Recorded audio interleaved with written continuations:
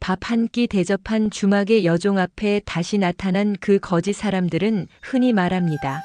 이 세상은 냉정해서 괜히 마음 쓰다가는 손해만 본다고요. 밥 한 끼 내주는 일쯤이야 기억에도 남지 않을 일이라고 말입니다. 하지만 세상에는 겉으로 보이는 것과 달리 조용히 사람의 인생을 바꾸는 순간들이 있습니다. 눈에 띄지 않고 소리도 나지 않지만 분명히 지나가고 나면 이전으로는 돌아갈 수 없는 순간 말입니다.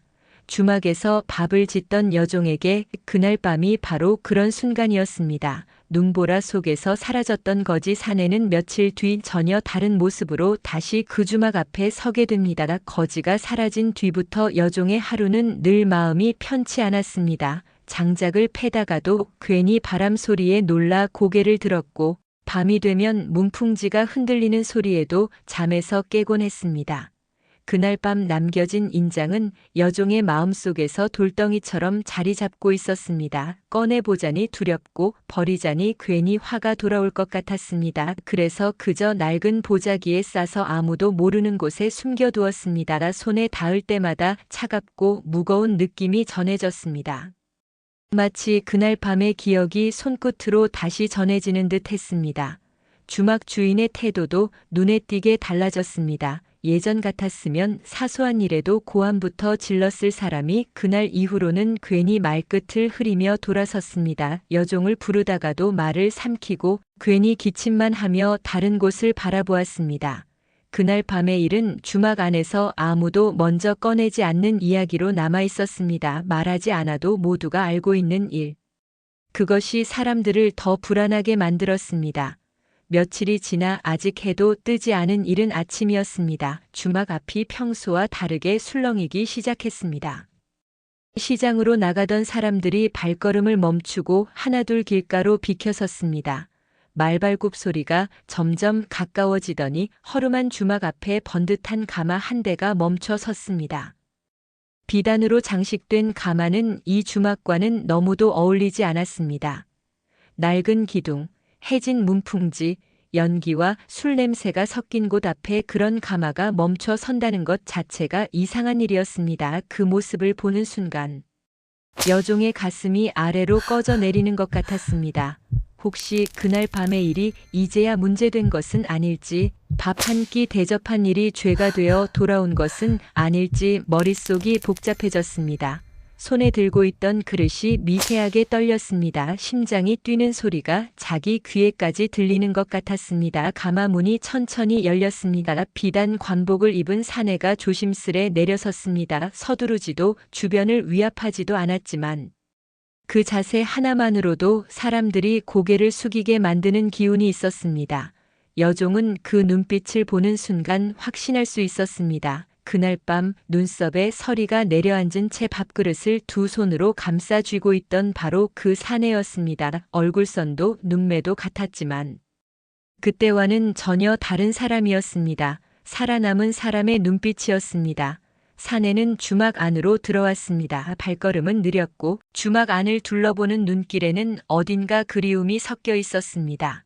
잠시 말을 고르듯 입을 다물고 있다가 조용히 입을 열었습니다. 며칠 전 이곳에서 밥 한 끼를 대접받았다고 그 은혜를 준 사람이 누구인지 알고 싶다고 했습니다. 그 말이 떨어지자 주막 안은 숨소리조차 들리지 않을 만큼 조용해졌습니다. 사람들은 서로 눈치를 보며 고개를 숙였습니다. 괜히 나섰다가 큰일을 당할까 두려웠던 것입니다. 잠시 침묵이 흐른 뒤 여종이 조심스럽게 앞으로 나섰습니다. 자기가 그 밥을 지었고 자기가 그릇을 내밀었다고 작게 말했습니다. 그 말이 끝나자 사내는 한동안 여종을 바라보았습니다. 마치 그날 밤의 모습을 다시 떠올리는 듯 했습니다. 그리고 그 누구도 예상하지 못한 일이 눈앞에서 벌어졌습니다. 사내가 여종 앞에 무릎을 꿇은 것입니다. 주막 안에 있던 사람들 모두가 숨을 들이켰습니다. 그날 밤 그 밥 한 그릇이 없었다면 자기는 눈길에서 목숨을 잃었을 거라고 말했습니다.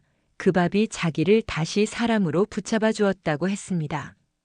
여종은 놀라 손을 떨며 말했습니다. 자기는 그저 밥 한 끼를 내준 것뿐이라고, 그 이상도 이하도 아니라고 말입니다. 하지만 사내는 고개를 저었습니다. 그날 밤의 밥은 그저 음식이 아니었다고 했습니다. 사람으로 대접받았다는 증표였다고 말했습니다. 사내는 자신의 이야기를 천천히 풀어놓았습니다. 조정의 밀명을 받고 내려왔다가 권세가들의 비리를 건드려 쫓기는 몸이 되었고 눈보라치던 그날 밤 마지막으로 기댈 곳이 이 주막뿐이었다는 이야기였습니다. 그때는 체면도 신분도 모두 내려놓고 그저 살고 싶다는 마음뿐이었다고 했습니다. 그리고 사내는 그날 남겨두고 간 인장을 여종 앞에 다시 내려놓았습니다. 그날의 은혜 값이라며 이 인장은 이제 여종의 몫이라고 말했습니다. 여종은 그 인장이 무엇을 뜻하는지 다 알지는 못했지만 그 사내의 말이 진심이라는 것만은 분명히 느낄 수 있었습니다. 그날 이후 주막의 풍경은 서서히 달라지기 시작했습니다. 여종에게 함부로 말하던 사람들은 말을 삼켰고 주막 주인은 처음으로 여종을 사람 대하듯 대했습니다. 그날 잘했다는 말 한마디가 여종의 마음에 오래도록 남았습니다. 여종은 여전히 주막에서 밥을 짓고 물을 깃고 하루를 살아갑니다. 하지만 예전과는 달랐습니다. 자기 손으로 사람 하나를 살렸다는 기억이 여종의 등을 조금은 곧게 펴주었기 때문입니다. 밥 한 끼 대접, 그건 큰일도 대단한 선택도 아니었습니다. 그저 사람을 사람으로 본 것뿐입니다. 하지만 그런 마음은 결국 돌아옵니다. 이 이야기는 그 사실을 조용히 그러나 분명하게 우리에게 들려주고 있습니다. 그날 이후 주막의 여종은 여전히 밥을 짓고 물을 깃는 삶을 이어갑니다. 하지만 이제는 자기 손으로 사람 하나를 살렸다는 기억이 조용히 마음속에 남아있지요. 그리고 그 인장 하나가 앞으로 어떤 길을 열어줄지 여종 자신도 아직은 알지 못합니다.